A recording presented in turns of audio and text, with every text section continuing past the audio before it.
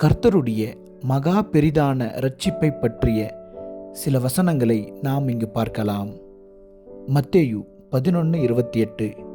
வருத்தப்பட்டு பாரம் சுமக்கிறவர்களே, நீங்கள் எல்லாரும் என்னிடத்தில் வாருங்கள், நான் உங்களுக்கு இளைப்பாறுதல் தருவேன். யோவான் 1:12. அவருடைய நாமத்தின் மேல் விசுவாசம் உள்ளவர்களாய் அவரை ஏற்றுக்கொண்டவர்கள் எத்தனை பேர்களோ அத்தனை பேர்களும் தேவனுடைய பிள்ளைகள் ஆகும்படி அவர்களுக்கு அதிகாரம் கொடுத்தார். யோவான் 3:16.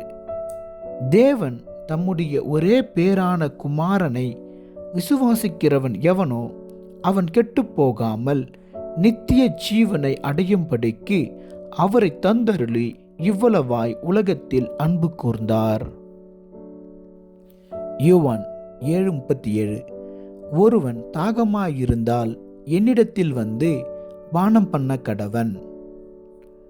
அப்போஸ்தலர் 16:31.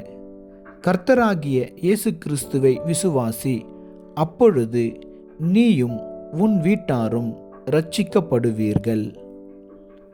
ரோமர் 10:13.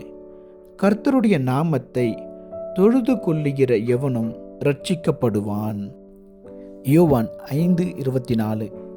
என் வசனத்தை கேட்டு என்னை அனுப்பினவரை விசுவாசிக்கிறவனுக்கு நித்திய ஜீவன் உண்டு, அவன் ஆக்கினை தீர்ப்புக்குட்படாமல் மரணத்தை விட்டு நீங்கி ஜீவனுக்குட்பட்டிருக்கிறான் என்று மெய்யாகவே மெய்யாகவே உங்களுக்கு சொல்லுகிறேன். தேவன் உங்கள் ஒவ்வொருவரையும் ஆசீர்வதித்து வழி நடத்துவாராக. ஆமென்.